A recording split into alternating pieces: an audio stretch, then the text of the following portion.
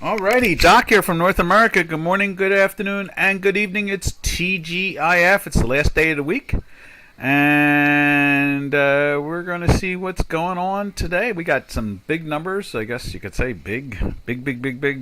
CPI pops out, and that should make things kind of interesting. There's going to be. I think the core rate is going to be a little uglier than expected. I think that's why the stock market took a hit in the chin, and I think that it definitely had that look like there was a little nervousness. I think it was J.P. Morgan Chase came out or someone like that, and next thing you know is I like that, Giannis. That's good. Let's start the CPI action. Let it happen. Let's see, where are we at now? It's out. Okay, let's see where the numbers are at this point in time. Let's put up the there's the dollar index. Our dollar index signal is really roaring. It looks like I think something's brewing here. You see this here? I noticed that this morning. It is starting to take off on the dollar index itself. I think that we could see a strong move in the dollar over the next week. A very strong move. And you can see here, maybe they're going to go back up after this top here, which is okay. Here's the core numbers. Hot. Okay, here it is. Year over year, we're up to 8.6. Yeah, that's why the markets took it on the chin. The Dow's down 200 and some odd points. Let's put the intraday up there for a moment and take a look at that. Right there. Dow down almost 300 points now. S&P's down 41 points. The Tech 100 down 156 points. There, you can see it. You can watch it glide. Look at that. Oh, and this is the. We need to switch contracts because that's the March contract.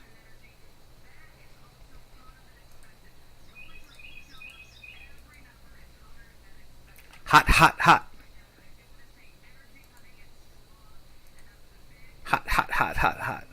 Let's do the calculation. I'd forgotten if we had to switch the switch. Oh, there it is. So the news came out right there, and the S&Ps were trading at 4,020, and it dropped within 8 seconds. It was trading at 3,989. What's that? 31-point drop in 8 seconds. That's what that is. Let's see if we can show it. There we go. There it is right there. So in 8 seconds, from there to there, 8 seconds, it dropped 31 points. And it seems to be holding underneath there at this point in time. And that's the S&P 500, the September contract. Let's see. Where is Mr. and Mrs. Dow Jones? Dow Jones Industrial Average did basically the same thing. It's down there. It's 300 points. You can see it right there. Now it's 298. And they've done the same thing. They've all smacked the marketplace. So core was the one that was tough. Actually, they said May core CPI month over month up 0.6 versus estimated at 5. Dow Jones Industrial Average down 304, 308. Bouncing all over the place live. 12, 9, 12, 15. Yeah, that's the marketplace. Now, the dollar index, to me, let's go back to the dollar index. The dollar index is looking, that's not it. What am I doing here? What did I do? Okay, so let's go like that. Tighten that up a little bit like so. Put that back together. You can see they're cruising along towards the low, and there is the dollar index. Dollar index is really taking off. I guess they're going to raise rates a half next month, actually it's next week. We could see the increase next week. I think there's a Fed meeting next week, so mid-June, and then at the end of July another one. So we're feeling the pressure and the action. And it's not letting go. And I guess thinking that we were going to. Yeah, traders are coming in. Hot, hot, hot. I'm getting texts from other traders around the world and the States here. Hot, hot, hot.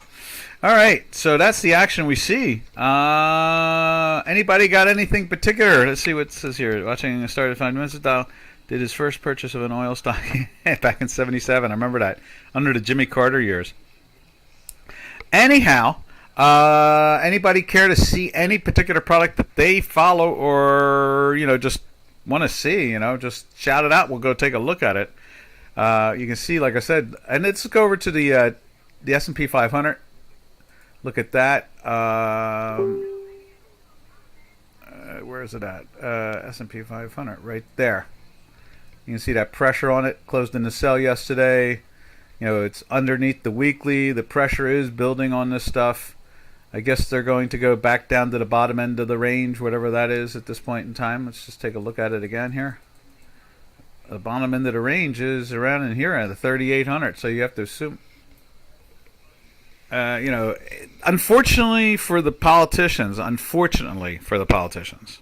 or government, however you want to look at it, they can't buy their way out of this. They've got to start doing some responsible stuff. They just can't keep on spending money they don't have. It just has to stop. And so that's the pressure on the marketplace.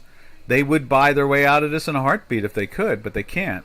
And that's where the real pressure is kicking in, is that the fact that they can't buy their way out of it. And because they can't buy their way out of it, they try to do everything else they can but what's necessary.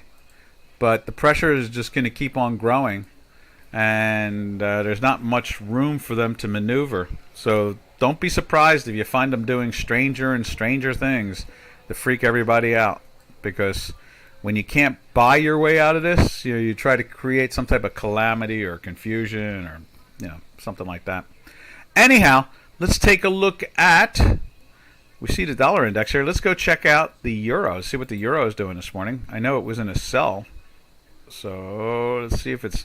I know it's following through too. There's no doubt about that. Yeah. So they're smacking that. So the interest rates are rising, and the euro, as I said a couple of days ago, is not following whatsoever.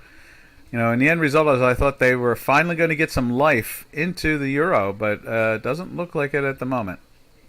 We'll see how it treats it at the bottom end of the range here. I mean, there's the range there. It's kind of like the 3,800 area on the S&Ps. So we'll see if they try to drag them back down into it. They went into the sell here. Let's make that longer. There's the daily sell right there. And we are now playing on a Friday afternoon with the weekly sell number just on the top. So that means that by tomorrow, Monday morning, it will be through it more than likely. There we go, 47. Hey, Doc. Hey, you. Can you look at the Nikkei? Let's check out the Nikkei. Yo, Robin. That's all right. You can call me Duke. Or Doke. Hey, Doke. Yo, Doke. Let's take a look at the Nikkei. I saw the DAX yesterday had closed in a sell too. That JP Morgan message that went out to everybody really put a chill into everybody. That's for sure. There. Let's see. Let's get rid of that. Activate and delete right there. And let's look at the Nikkei. There it is right there. You can see there's some pressure right now because this is trading live. So there's a little pressure on it now, but they lifted it up, for those last bunch of days there, and we've been in the weekly buy since there. So, the Nikkei's looking firm. They are starting. You see that they're starting to move down a little bit towards the weekly sell number, but it'll take next week to get it there. Let's see if they get into a sell by the end of the webinar. But there's the pressure there. Like I said, I saw the DAX closing the daily sell yesterday, and yeah, Robin, that hot move yesterday was J.P. Morgan putting pressure on, saying that they thought that we were going to have an ugly CPI, and sure enough, they have. And let's see, where are we at now on the Dow? Dow's down just 300. It's still locked at the 300 point area. not exploding or falling apart or doing anything at this point. It's just sitting dead there. So I guess the question is, with CPI year over year, just showing more. May CPI was 8.6, is the highest since December of '81. Yeah, so it's like the really we're heading into the Jimmy Carter years here. It's ugly but true. Unfortunately but true. What else can we look at here? Let's jump over to the cable and see what the cable's doing here this morning. There's cable. Cable tried to get into the buy on a weekly basis. Let's see where it's at now.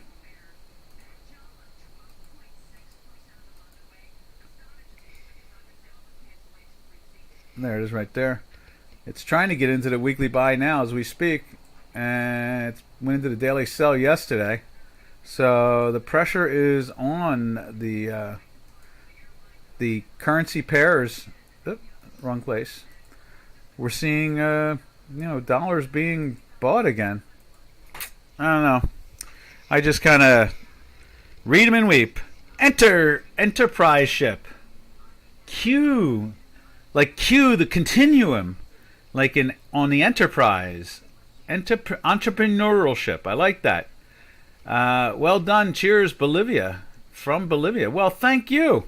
Enterprise, and not. I'm thinking of Star Trek Enterprise, but it's entrepreneurial ship. I like that. Q. I like that too.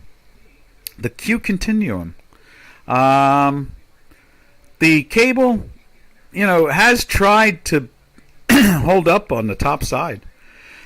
Wow, Dow's made a nice little pop out of nowhere. Let's see what that does. Let's go over to the short one. It has tried. There's no doubt about it. Yeah, look at that. That's the S&P.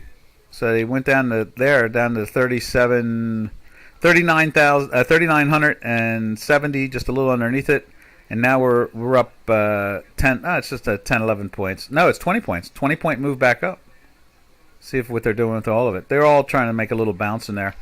I really thought we were going to see. Where was it? We were looking at cable. I really thought cable was going to get into that weekly buy, start to show some firmness.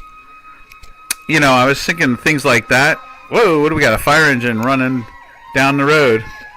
Let's see, who is that? No, it's fire engine going in the other direction. Ewan. So they're running to a little town. That's cool. Jordan, how you doing? And thank you, Q, entrepreneurship. We're really, I want to say it over and over again. I really think we're still stuck in a trading range. I was saying to somebody yesterday. Was it yesterday? Yeah, I was saying it to one of my sons who has an economics degree. I said to him that it's like we're trading. It's like we're trading in the middle of July, August already. And we're barely into June.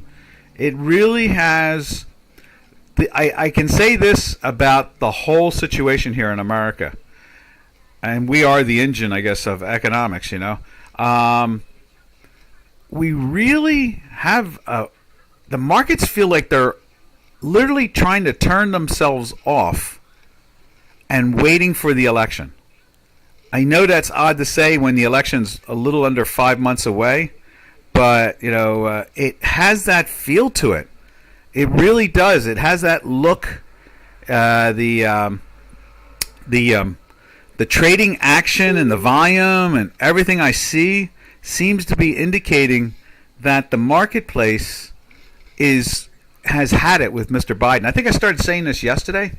It's like as if they just have had it. I think that's the best way to describe it, not to be belligerent or angry or happy. They just seem like they've had it. They're just tired of it. They're tired of them saying things that don't have any relationship to reality. They're just tired of the economics. And I guess normally you can put up with that. Here comes another fire engine. Yep, there's another one. So something's going on the other side of the county, or the township in this case here. Yeah, it actually has a look like it's late July, early August trading. It has that feel to it. And it's a very odd thing. And I don't think I have any other fundamental or logical reason why we see this action, except for you can't believe the polls. I mean, let me describe this again. You can't believe how bad the polls are here and how everybody just has had it with the president and the country. You know, just the politics in general. They really have they're just fed up because the most important thing to everybody right now is economics and inflation. And they just don't seem to be paying any attention to it. The White House, they called it this morning. They called it tone death. You know, when you can't hear like the different tones in sound and music and so forth. They said it's just amazing. Nobody has been fired in Mr. Biden's cabinet. Nobody. And you can feel the frustration. Look at the swing in the stock market again here. There it is right there. They're going back after the lows. No. There's the low right there. They're just backing off from this little top in here. So I said to my son yesterday, I said, you know, it has a feel like late July, August. It's like the markets like are on hold or like taking a break, like a timeout. You can feel it, and that's why I kind of think we're in a triangle or a based pattern. I don't think it really has. I don't think there's enough conviction for funds to do anything more than what they have to do. In other words, they don't want to really open up new positions unless it's something they've been staring at. And let me describe it a little bit so it doesn't sound so confusing. You know, funds they trade, or they'll have in a position about every $2 to $3 billion. They'll have about 20 to 25 stocks. Okay. So if you have like, you know, $10 billion in a fund, chances are they're managing somewhere around 60, 70 stocks, something like that. It doesn't work perfectly, but it's they all have that same characteristic all the time. And so the funds, not only do they have a position of 60 or 70 stocks, then what they're going to do is, you know, let's say on a $2 billion fund, they're going to have a position of between 20 and 25 stocks. But what they're going to have is they're going to have another 30 to 35 or 40 stocks that they're watching, but they don't have it in their portfolio. They're watching. You know, they think earnings could be good. They think sales might be better or worse, you know, than their competitors. You know, they have them ready to go if they're going to start purchasing them. So they follow them very closely, day in and day out, and they look at the earnings, and they might talk to the treasurer or the assistant treasurer of the company. They'll go to the company and visit their offices to see if they should invest in them. They do that. That's what money managers do. They don't just like sit in their office and then just buy stocks without diligence, you know, due diligence. So I kind of feel now when I say to you, I think the markets are going to be trapped in a range, is because I don't think there's enough conviction out there for anybody to want to expand their portfolio. Who was it yesterday? Was it Metho 2000 said that he had or she had 40% of their equity in cash, you know, just sitting to the side, just waiting for it all to the election and everything else to get done. You know, that's 5 months away. No doubt the polls are just like zeroed in on it, and people are paying attention. There's no doubt about that. But this since 2008, since the beginning of quantitative easing, I've never seen a summer market like this, or, you know, sell in May, go away type thing, trade like this. It is really,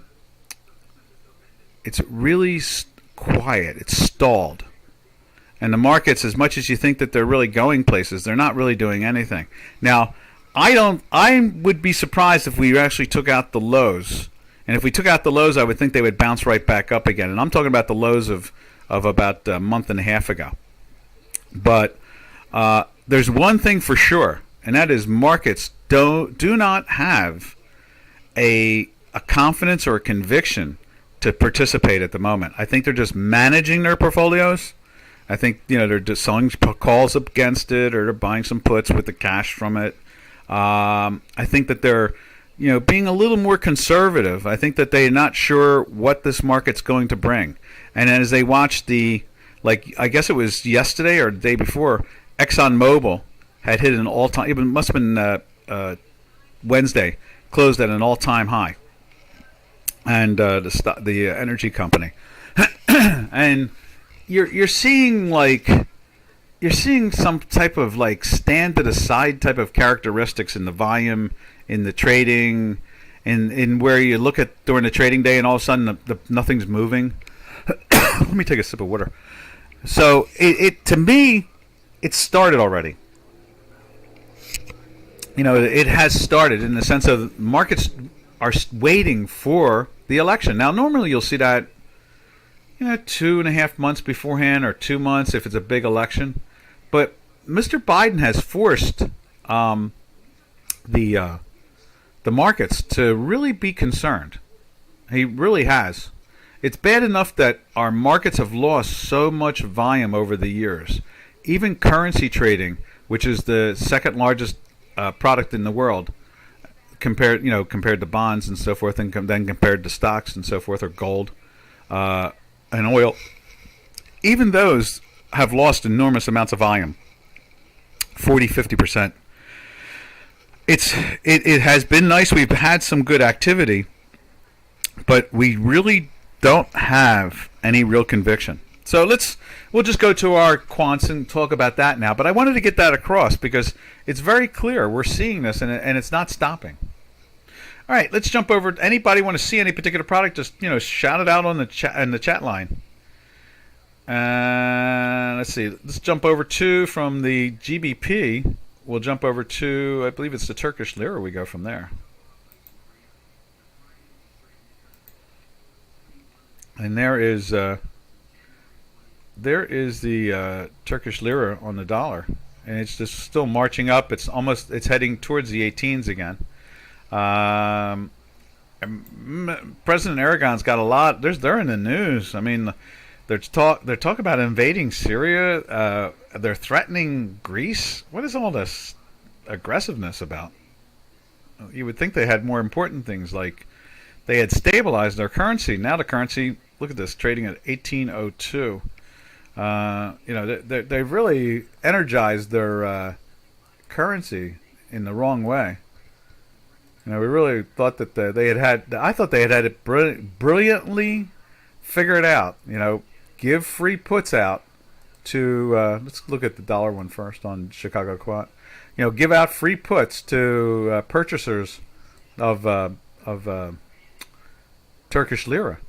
But I guess something has broken down there. Now you can see it's just barely hanging on to a plus side today. It's just minus at the moment. The high yesterday was 1734.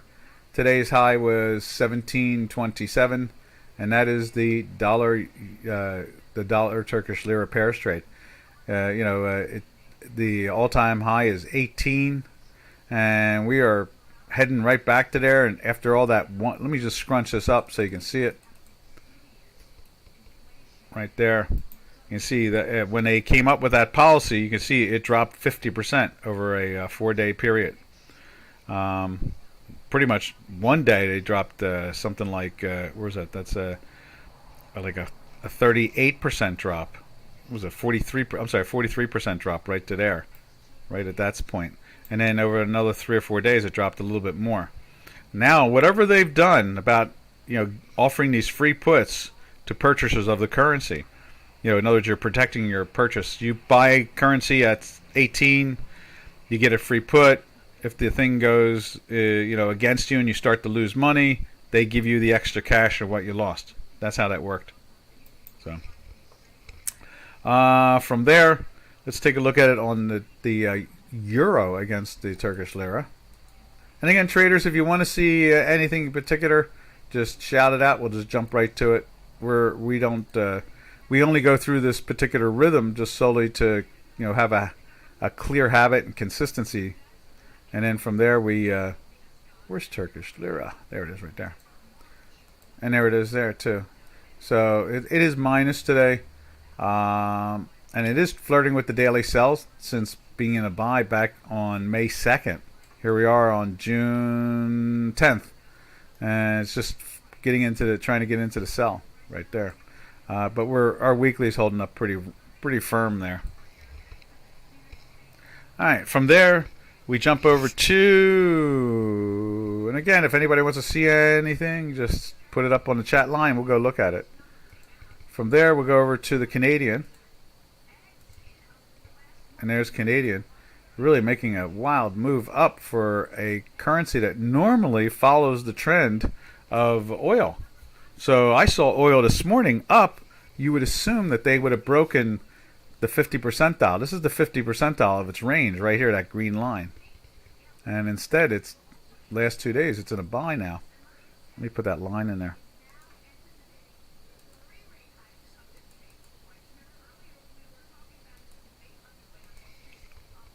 Huh. Okay, so now they're saying that the future view of interest rates, they're saying now it looks like there could be 3 interest rate increases going into September now. Because there was talk there was a pause going on. There was going to be a pause going on. Now, looking at the Canadian, normally, the oil's been going up in value. It's been going down. But this pop here, I understand. Oh, I did see something that could explain this. I understand that Mr. Biden's doing something with the petroleum reserves. And the headline was, maybe I can find the headline for you. The headline was that it would hurt Canadian oil. I just thought of that. Didn't put the 2 and 2 together at all. Let's see, where is it at? Let me go find that and show you on the... so there it is right there. Let me show you that headline. And I thought it was a really interesting one. U.S. consumer prices re-accelerate in May. Highest since 81. Woof. Woof. Woof. All right, from there, let me find that Canadian story, because it's kind of interesting. In this way, you can see higher or lower depending on today's CPI. Let's see, where's it at? Contained use CPI. Again, there's like 3 articles on that. Ukraine, avocados. Avocados are going up big too. British Health Research. I can't believe it. Most NFTs. World Health Organization. British Health Secretary. I should have saved it. I should have put it to the side so I don't have to look for it. But basically, it's saying that what Mr. Biden's policy is going to have an effect on Canadian oil. Let's see if I can find it. Because now I looked at the headline, didn't take it too serious. I was like, okay, yeah, right. And I didn't really think about it. But now that we have these 2 good moves, or 2 strong moves in the last 24 hours in Canadian. Now I know it. Now I understand that the headline, what they're trying to say to us. Yeah, Mr. Biden's doing something with the petroleum reserves, and it's going to hurt the Canadian oil market. Well, I should have saved that thing. Let's see if I can find it. I'm still scrolling and trying to find it at the same time. Not there. Not there. Yeah, now I got to try to find that, because they said it's the heavy crude.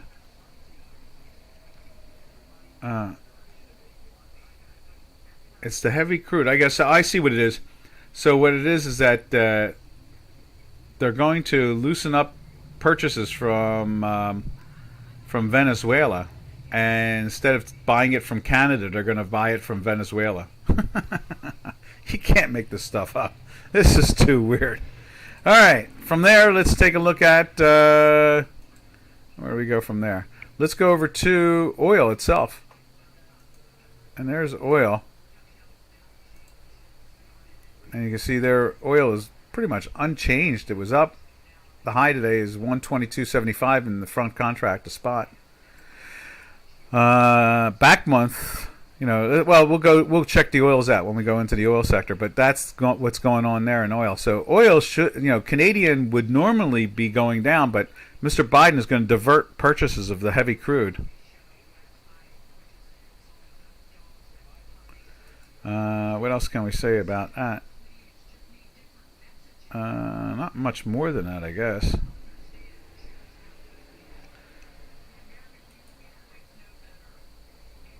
And from there, let's go over to gold. And there's gold. Gold was, oh yeah, they're still putting pressure on the gold. It's down. It's been in the sell. Even when it tried to do this little hump, it's still in the weekly sell. And from there, we jump over to the South African Rand. That's what it is. Like that. South African Rand, since gold is going down, I would assume it's going up on the South African Rand against the dollar. So it's losing money. Yep, there it is. It's popping up. So that pressure for the last 2 days, prepping for that move. Ooh, Dow Jones Industrial Average down 462 points. Let's see what that looks like real quick again.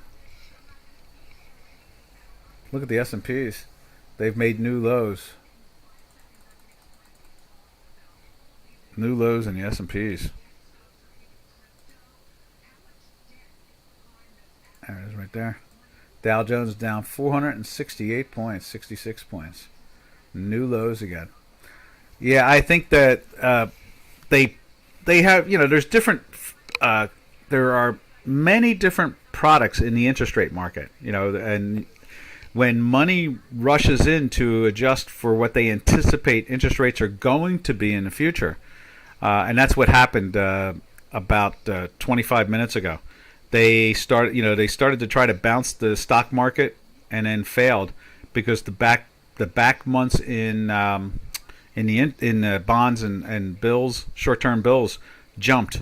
So now they're anticipating a third increase. See, we thought we were going to see one in June coming up next week, then one at the end of July, and then there was going to be a pause at the beginning of September.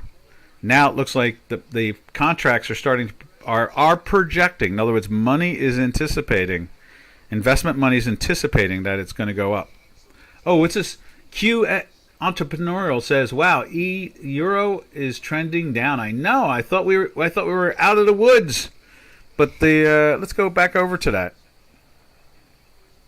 I thought they were finally going to lift that thing, but yeah, I mean, we climbed into the weekly buy last week right there. We got a daily buy. I was excited, and then sure enough, the next day it goes into a daily sell. And now we are underneath right there. Look at it. It's a minus at the moment.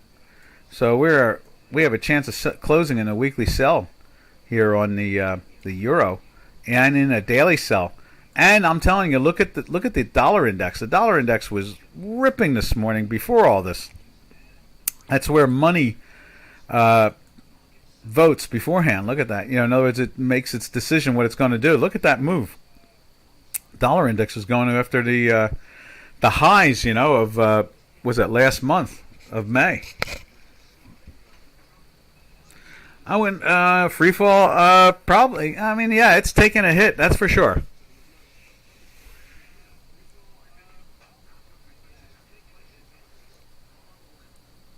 And that's really what it is. What else can we say about that? Let's jump over now to the yen. Let's see what the yen. Mr. and Mrs. Yen.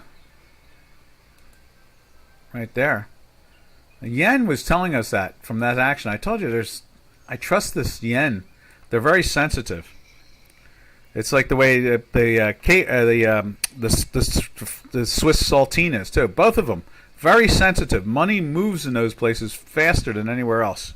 In other words, smart money. Smart money.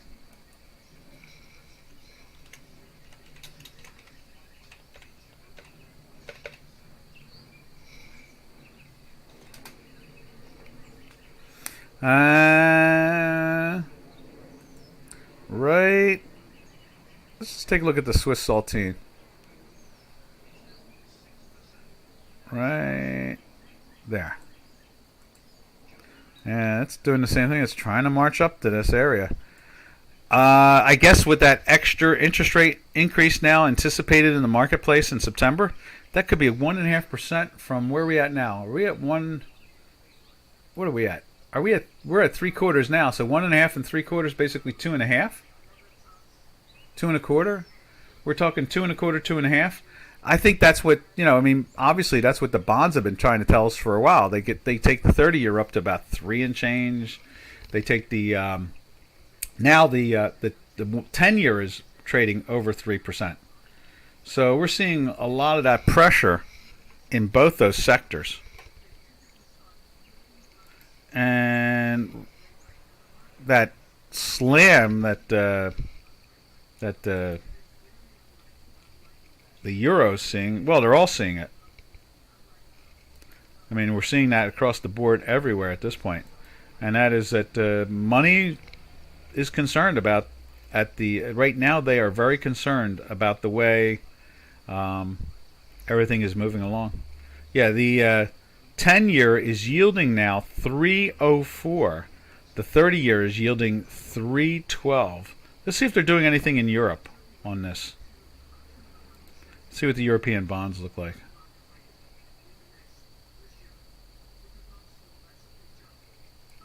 There we go. All right, so the German, no, here's England. England's yielding now 1.9 on the 2-year. The 10-year is 2.32, and the 30-year is 2.47.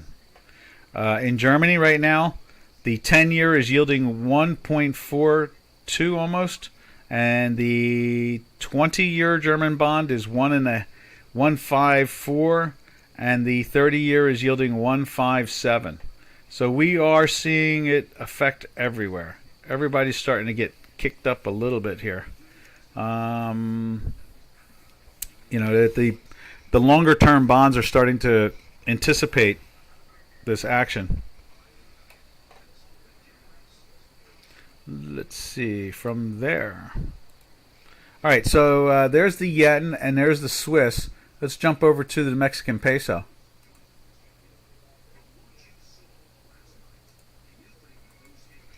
There we are.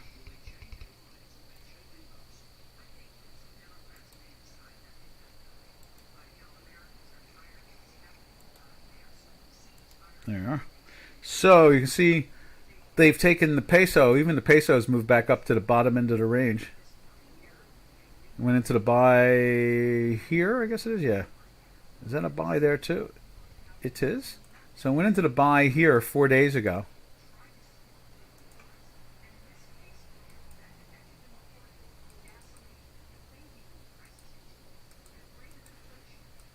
So you can see the strength there, and then here, they are an oil producer, so there should be some positiveness out of that whole situation. Okay, that kind of completes us over on the currency side of things. And now what we'll do is we will take a peek at what's the next one we're going to go after. Let's go over to, let's take a look at the energies. Energies are a cool thing to take a look at. Wow. Okay.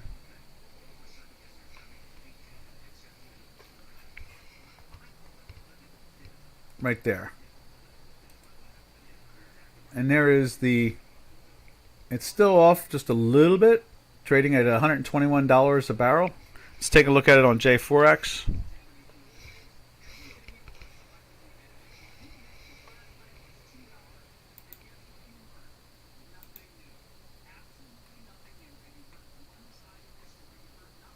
There's Brent.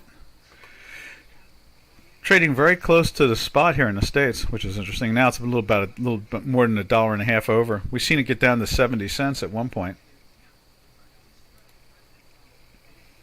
And the back month too, we're seeing this is trading at 121.40, and the back month is trading at 113.40ish, basically 30 something. So what is that? That's $8. So we've seen it go from 10 down to 7.5, 8, and now we're trading at about a little better than $8. The contango. All right, from there we go over to Nat Gas. Right there, that's U.S. natural gas. Let's put it up over here. They did have an interesting pop yesterday, but it didn't really. It really didn't get. They sold it down hard in the morning.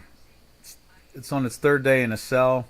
we've been in this weekly buy, like, I mean, from like January, the end of January. See it right there? Oh, you can't see it. Let's move it over. You see it there. We've been in a weekly buy since all the way back in here when it was in the threes, the high threes. From there, let's take a look at on J4X. Let's check out the European. I'm hoping that we keep on. My fingers are crossed every day, hoping to see natural gas in Europe go underneath 27. No, that's not it. That's the Indices.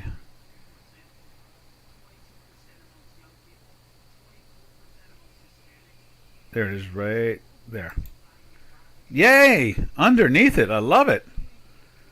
We want to see this thing go down into the teens. The nat gas needs to keep on dropping. It just needs to keep on doing that. The energy sector, anything that brings down energy prices is going to help us with inflation. Unfortunately, government policy here in the States, they're not interested in fossil fuels, so they don't. They're trying to eliminate them at the moment, which is driving everybody pretty much crazy. All right, from there we jump over to the metals. Let's see what's going on in the metals this morning. We saw gold. Gold was taking it on the chin there. Let's put it up on J4X. Let's put the silver on J4X. Let's see what's going on there. There's silver. Silver's backing off just as well. And we have silver over here doing the same thing, both backing off, showing the pressure. It's still stuck in this weekly sell. At least gold was able to try to climb into the buy for a little period of time. Let me just go back to gold. Yeah, it went into a buy, and then the next following week it rolled back into the sell again. At least we have that. Silver has really had a hard time getting any real traction. And I really, I say this in every webinar. I really think that the end of the year or the second half or the first half of next year, I think we are going to see better metal prices. I don't know why. I just don't think they're going to be able to play the games that they've been playing. I think that the election is going to change a lot of this irresponsibility that we've been seeing. I think that's really what it comes down to. That's why I feel more confident about next year's metals market. And you always assume markets will anticipate, so they will anticipate, and they will try to front run themselves an aspect of that, or like normal. They try to run ahead of everybody before everybody gets in, so they can get out. All right, from there, let's take a look at copper. You see, been pressure in copper for the last couple days. There it is there. Same situation. Pressure on it. And still in that weekly buy.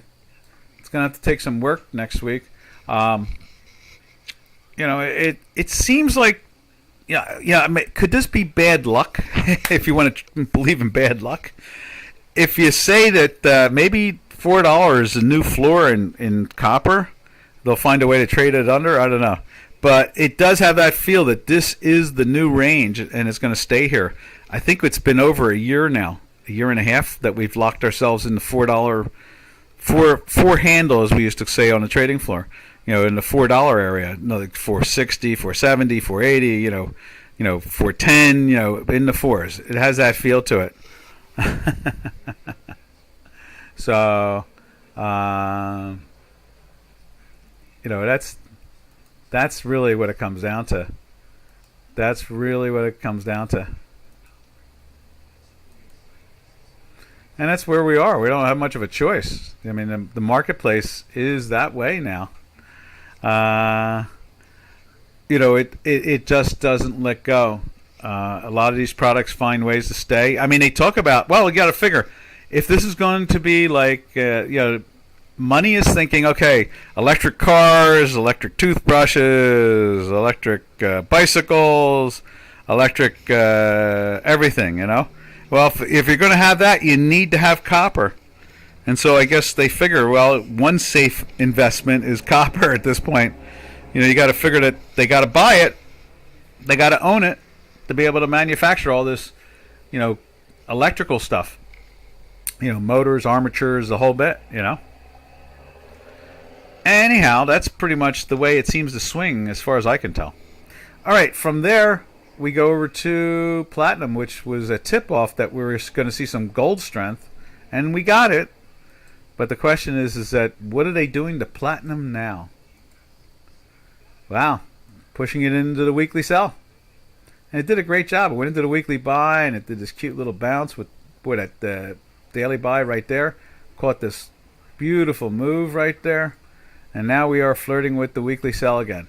So maybe, the classic old expression about they take them down so that they can buy them to take them up big.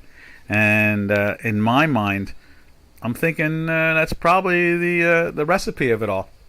I mean, that's the way it looks to me. So, what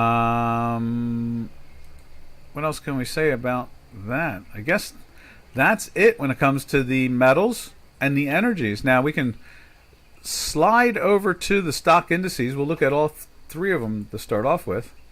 And there's the S&Ps kind of cruising along from that new low that they just made about 16 minutes ago. And same thing with the Tech 100 and the Dow Jones Industrial Average. So the pressure is on the stocks again. Between yesterday and today, we're looking at over 1,000 points down. Ooh, what do we got here? All right.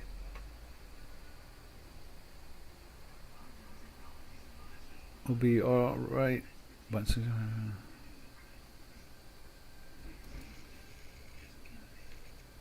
Yep, I'm answering a text here. I was out of nowhere.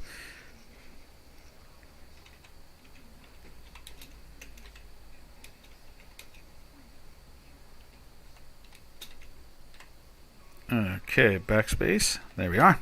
So, from the we saw Nikkei. Nikkei was trying to back off. And did we see the Deutschmark? Let's see if we can see a quote in the DAX. Let's see what the DAX is doing.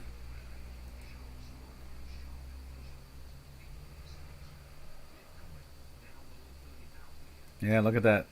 Smacking it down again this morning.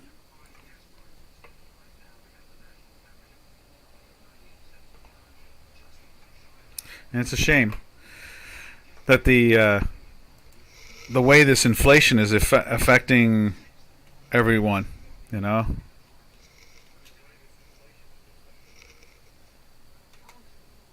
Mm-hmm. In the end result, rules have been broken.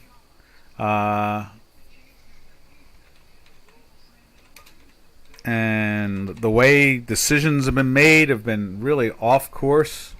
So the only thing you can really say about the whole situation is let's hope that the markets stay, sideways, choppy for another couple of months and not get crushed in either direction.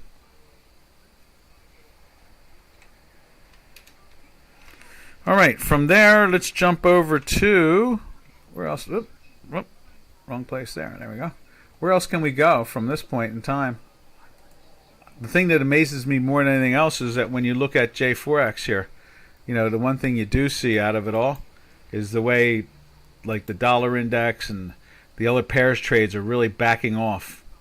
Like there. I mean, it's just the strength. Remember, this is the Hinky-Ashki, so it's not always reflecting the exact because it's an average.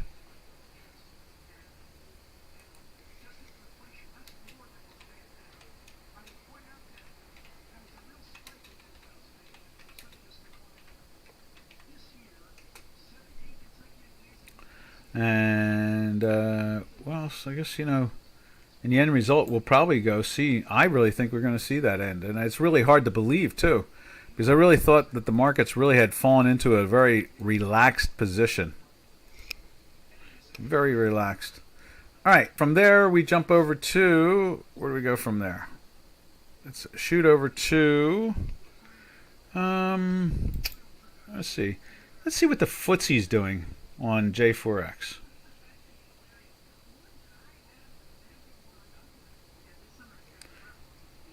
There's DAX. Just show you DAX again, just like I showed you in our work. The DAX is breaking down, and you can see it there. All that whoop. What did you just do there?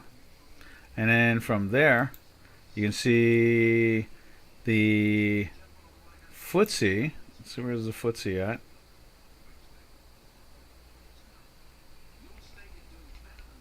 Right there. There's FTSE. Same big thing. You know, it's taking another smack down in that also at the same time. You know, it's got that drag going on it. You know, it's just pressing down.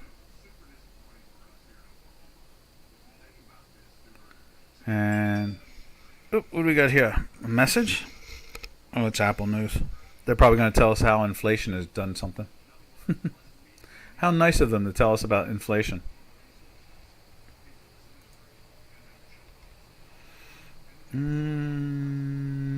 Let's see.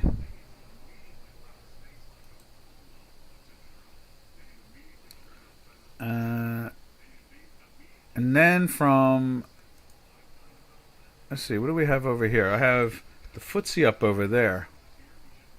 Wow, look at the Mexican peso, still pushing up. Interesting.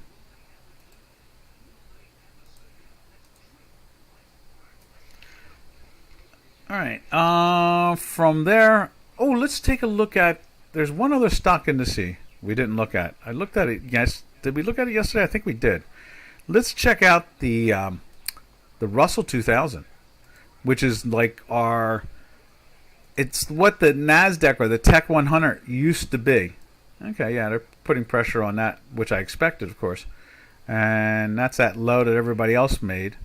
We'll see how much if they press this down. This is where real speculative money goes into the Russell 2000. That really they do. It's a place to bottom fish. It's a place to go to buy undervalued asset, or let's put it this way, cheap assets that may be undervalued. That's the way they usually look at it. And then from there, what else can we look at here?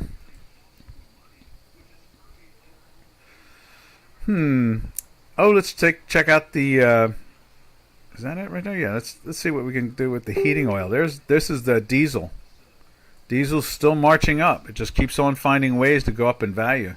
Diesel, and it's been marching for, went into a buy here, slid into a sell for a couple of days there, and back into the buy again. And it's been in a weekly buy since. Look at that. Since the first week of January, right there. The first week of January, diesel's been in a buy from the $2.30 area. We've been in a weekly buy all the way through that whole thing. And matter of fact, what's fascinating when you really look at it through the eyes of the Chicago Quant Math itself, it hasn't even challenged the top end of the time manifold, the nonlinear time manifold. It's been staying above it. It doesn't even break it. It goes down and kisses it once right there. That's about it, back in April. But they have not been able to, that shows how much buying has been going on in this product. They're not letting it go. They just keep on purchasing it. And that's what the math keeps on showing us. All right. From the diesel, I guess I don't really need to show any proof about inflation, but it's just interesting to see the way markets treat products that are influenced enormously or influence the economy enormously. I think we've done everything here. Oh, Bitcoin. That's one we haven't really looked at closely at all. And there's a conference going on right now about the cryptos. You can see went into a sell here.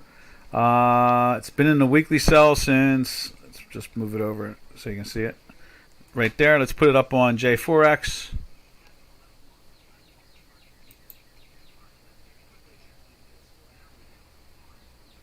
There we are. And so there's the cryptos right there. They've been in a sell since the middle of April in the $40,000 area. like 42,000 or something like that, and that, they traded it down to 25,000 there, and it seems to have kind of flattened out in here. I really think that the cryptos, I've been saying this a lot to a lot of people too, I really think the cryptos are fair valued now. I really do. I think they're honestly fair valued now. And I really think that, I think that it reminds me, I told a trader this morning who's been trading even way longer than myself, basically that it reminded me of the home shopping network, how it caught up. In other words, some of you might not know the home shopping network. It was the first sell on TV type of thing, where it was a network designed just to sell. And the stock came out like at $23 or $24 a share on a Monday as an initial public offering. And by the end of the week, it was trading at like 87. And by the next, like Monday morning, it was trading at like 114. And then it finally leveled off after a couple weeks and stayed in like the 150, 60 area. And it reminds me that the cryptos had to play catch up. It had to put all those decades of asset value into them in a shorter period of time, with the government working against you at the same time. You got to imagine, home shopping network was just a stock in a company, and the government wasn't talking about passing regulations to hurt it. Whereas you got to imagine the cryptos have been living under a threat by the government agencies and by certain political spectrums of the government that want to harm it. And to me, I look at the cryptos always as like a flip side of the quantitative easing, a answer to irresponsible central bank activities. That's basically what I look at it as. And that's why, cryptos have sold off, because, central bank has the upper hand at the moment. But you can see here, it's just kind of meandering in a 2,500 to 3,000 point range in here. And, maybe they're going to take that down into this area here.